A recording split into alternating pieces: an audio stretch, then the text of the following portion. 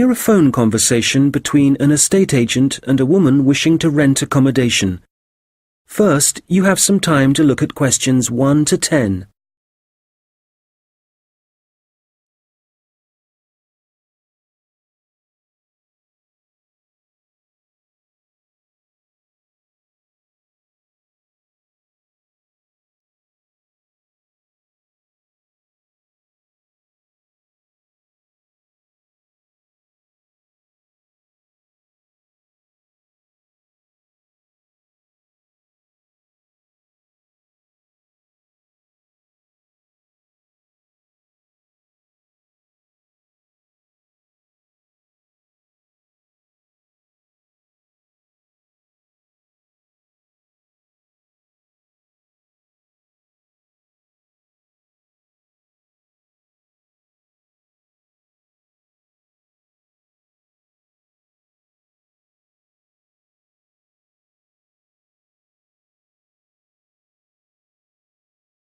Fairfield Rentals, Andrew Williams.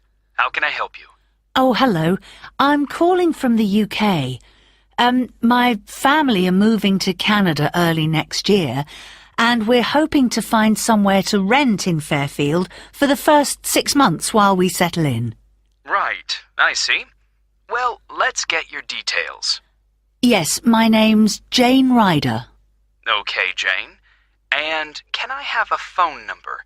The best number to get you on. Well, that'd probably be our home number. So, 0044 for the UK, and then it's 208 613 2978. All right.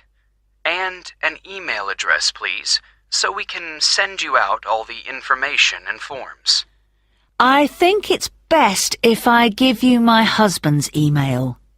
He's sitting in front of a computer all day, so he can print stuff off and get it back to you sooner than I could. It's richard@visiontech.co.uk. I'll just spell the company name for you. That's VISIONTECH.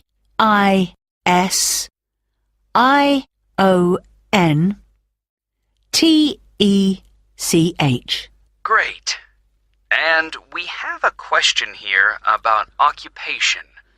Richard's an IT specialist for an advertising company. They're transferring him to their Fairfield branch.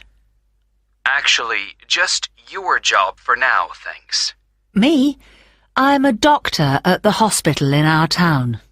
Okay, I'll put that down. Now, what kind of accommodation are you looking for? House? Apartment?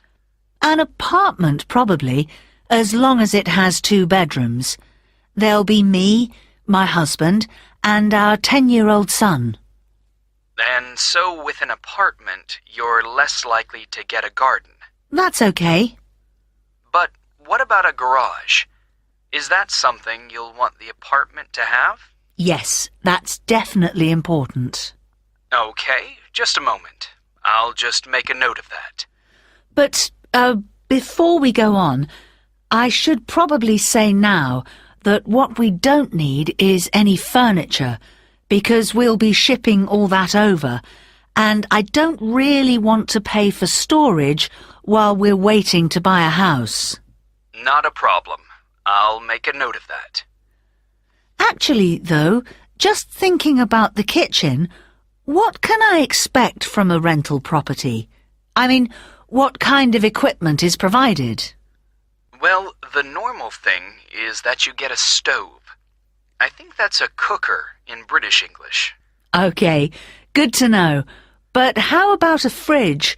We'll be selling ours before we come, so if possible, we'd like the apartment to have one for when we arrive. I can certainly add that to the form. If there's any other whiteware that you need, like a dishwasher, for example, there are plenty of stores here that'll arrange delivery on the same day as purchase. Thanks. Hopefully we won't need to buy too many things. Now, how about location? Have you done any research into the Fairfield area? Not that much so far. Well, you mentioned you have a boy. I imagine you'd like to be fairly close to a school. Good idea. That would help. What's public transport like in Fairfield? Is it easy to get around? The bus service is pretty comprehensive. There are plenty of local routes, services into the city and out of town. OK, and for a two-bedroom apartment, what sort of rent should we expect to pay? Well, looking at the properties we have at the moment, prices start from around $730 per month and, depending on the area, can go up to $1,200. That's too much. Something halfway would be better. So, would your limit be, say, $950? I'd say so, yes. Can I ask if you smoke or if you have any pets? No to both questions. But I do have one more request, please. Yes? Well, I've also been offered a job at Victoria General Hospital, and I suspect I'll be working nights occasionally. So what I really need from any apartment is for it to be quiet, so I can catch up on sleep if necessary during the day. Congratulations on the job offer. I'll add your request to the form. Well, what I'll do is compile a list of suitable properties for you and send them via email. Can I just ask, how did you hear about us? Obviously not from our commercials if you're living in the UK. Actually, it was a friend of ours. He spent a few months in Fairfield a couple of years ago, and he pointed us in the direction of your website. Well, it's good to be recommended. So, what I'll do is... That is the end of section 1. You now have half a minute to check your answers.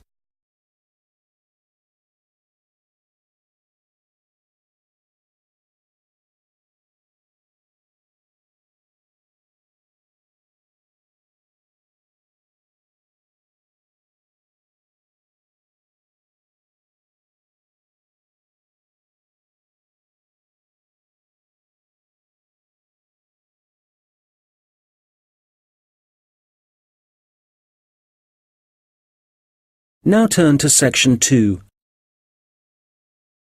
You will hear a police officer giving advice on protection against local crime. First, you have some time to look at questions 11 to 15.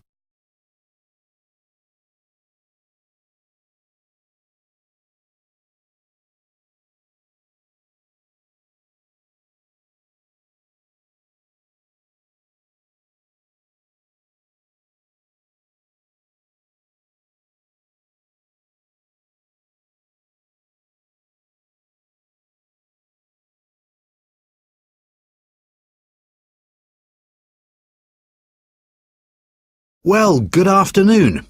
I'm Constable James MacDonald, and as you may know, I'm the community police officer for the local area. That means that, as part of my job, I try to get out in the community as much as possible, talk to the people that live in this neighbourhood, people like yourselves, and make sure there's an effective level of communication between the public and the police, hence the reason for this meeting. There have been several burglaries in the area in the last few weeks, and I'd like to talk about ways you can keep your home and property safe.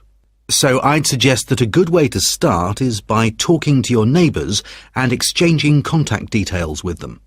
This will allow you to get in touch immediately if there's anything suspicious happening next door. Then make sure you have a good discussion about the best course of action to take in case of emergency. Make sure everyone is clear about what to do and who to call. If you plan ahead, this will prevent uncertainty and even panic should anything happen later. Another thing that I would advise you to do is always leave your radio playing, even when you go out.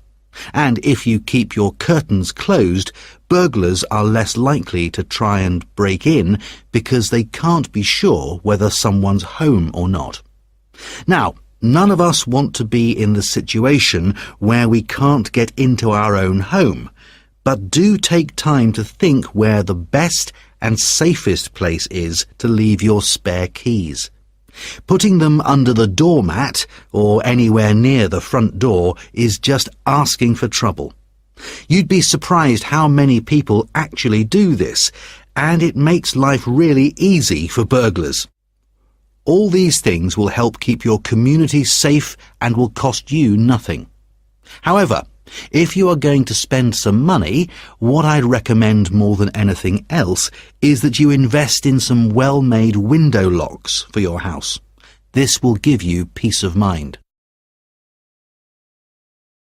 Before you hear the rest of the conversation, you will have some time to look at the questions 16 to 20.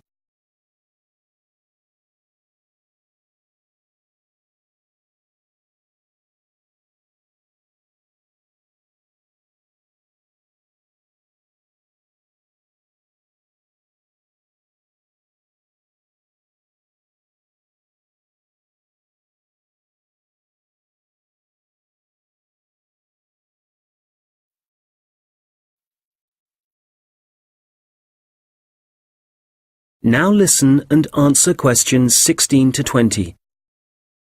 OK, moving on.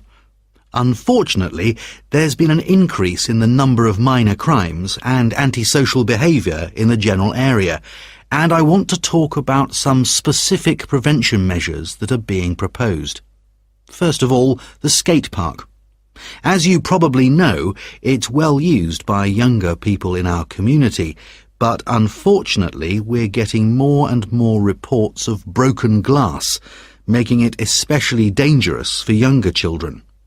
One possible solution here is to get rid of some of the trees and bushes around the park, making it more visible to passers-by and vehicles.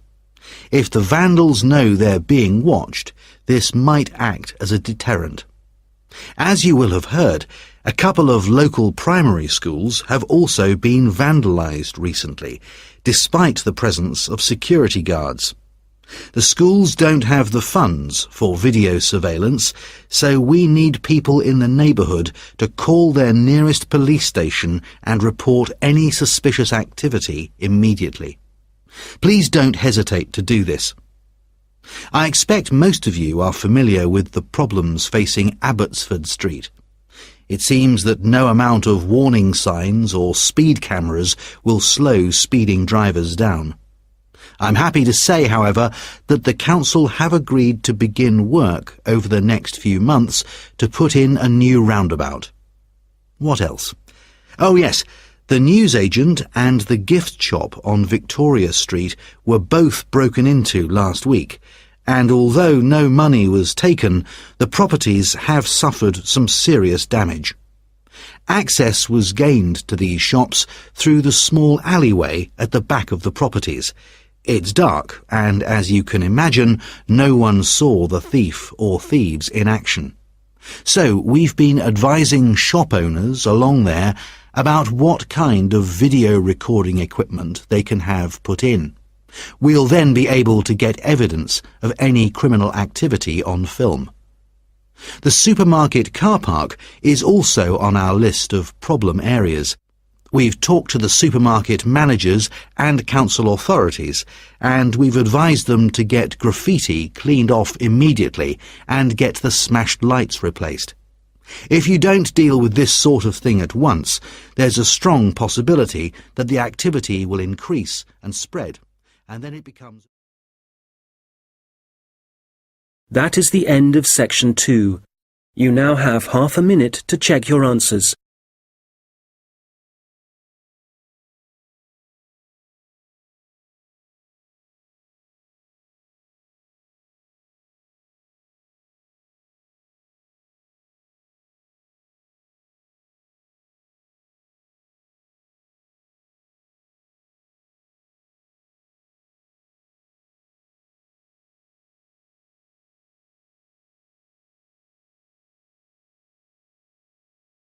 Now turn to section 3. Two students discussing their assignments. First, you have some time to look at questions 21 to 26.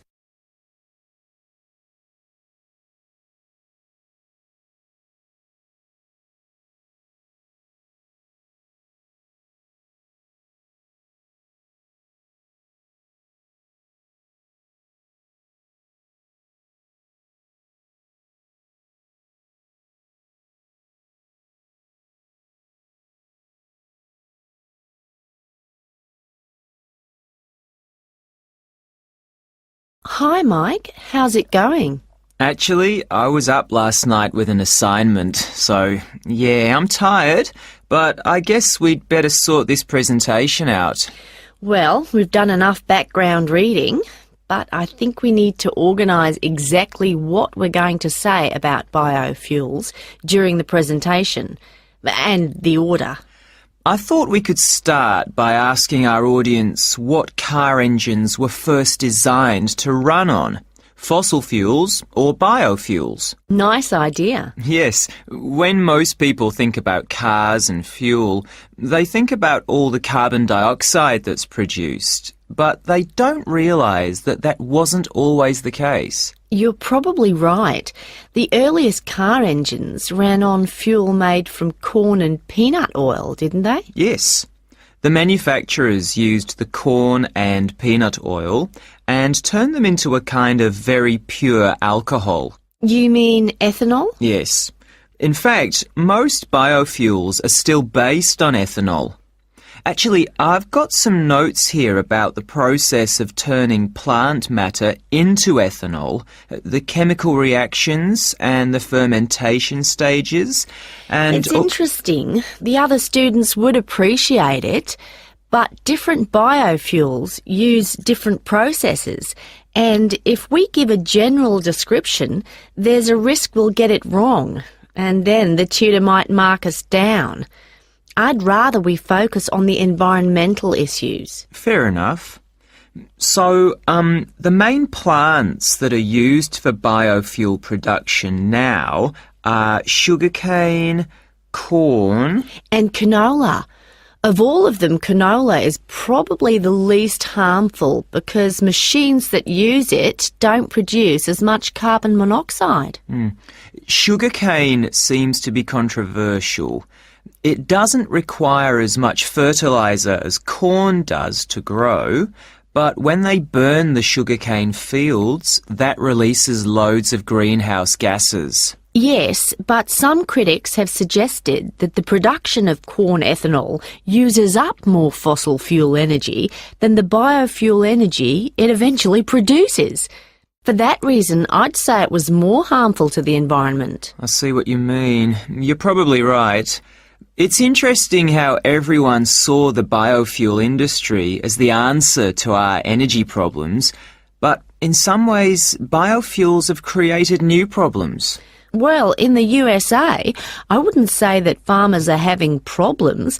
The biofuel industry, for them, has turned out to be really profitable. I think, though, that even in the USA, ethanol is still only used as an additive to gasoline or petrol. The problem is that it still has to be transported by trucks or rail because they haven't built any pipelines to move it. Once they do, it'll be cheaper, and the industry might move forward. That'll have to happen one day. At least the government are in favour of biofuel development. Yes, but Brazil's probably in the lead as far as biofuels are concerned. They've got to the point where they don't need to import any oil now. Which is great. And the industry in Brazil employs a huge number of people. But is it sustainable? I mean, as the population grows and there are more vehicles on the roads and there's more machinery, surely they can't depend so much on sugarcane. At some point, there has to be a limit on how much land can be used for sugarcane production.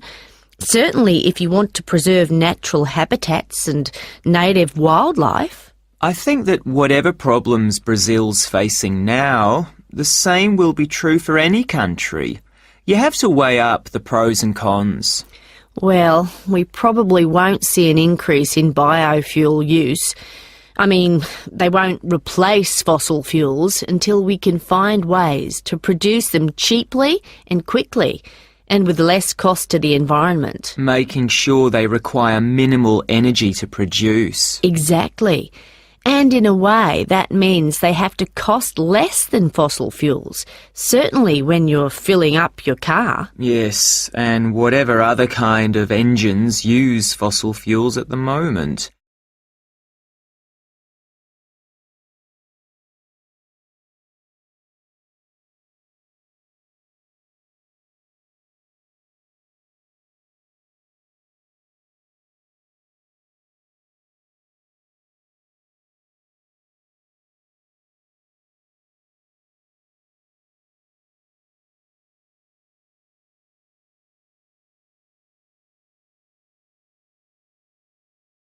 Now listen and answer questions 27 to 30.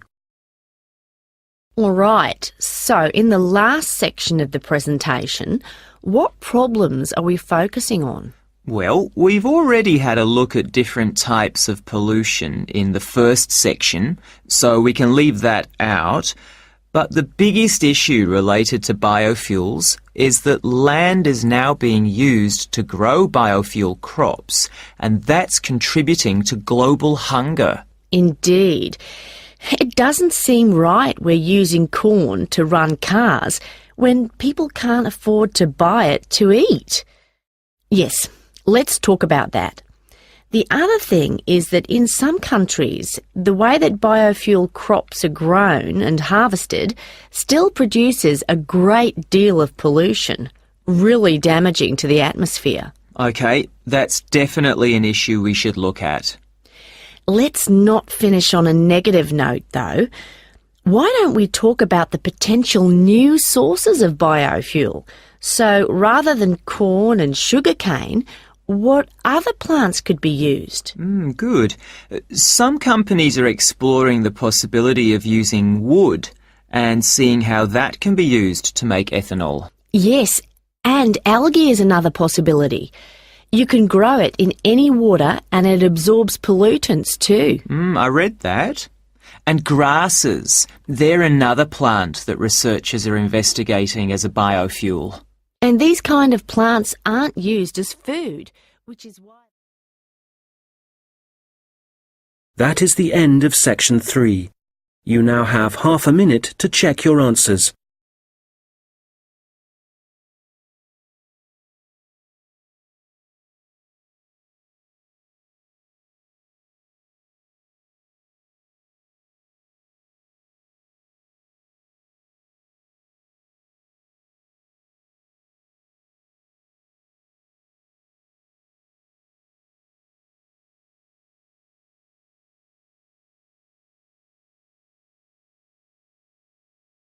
Now turn to section 4. You will hear a lecture about how technology affects human interaction. First, you have some time to look at questions 31 to 40.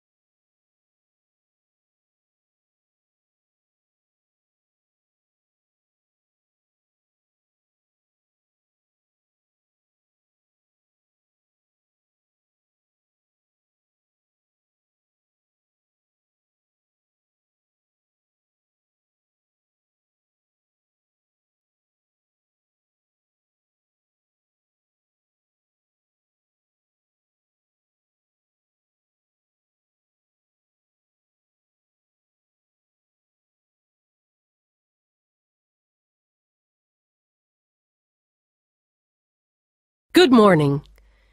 Today, we're thinking about the way that technology is influencing our social structures and the way we interact with one another. Humans, as we know, have always lived in groups. Without this arrangement, our species would have died out long ago. But now, the way we see and define our group is changing. I'd like to start by mentioning the research of American sociologist Mark Granovetter in 1973. It was Granovetter who first coined the term weak ties, which he used to refer to people's loose acquaintances. In other words, friends of friends. His research showed that weak ties had a significant effect on the behavior and choices of populations, and this influence was something highly important in the fields of information science and politics, and as you can imagine, marketing also. So, these friends of friends, people we might spend time with at social or work gatherings, might not be like us, but they can still have a positive influence because we share the same sort of interests. That's enough to make a connection, and this connection can turn out to be more beneficial than we might suspect. An example of this, an example of how the connection can influence us, is when our weak ties get in touch and pass on details about jobs they think might be suitable for us. Well, since Granovetter first came up with this theory, his work has been cited in over 19,000 papers. Some of these studies have looked at how weak tie networks are useful to us in other ways. And one thing that seems to improve as a result of weak tie influence is our health.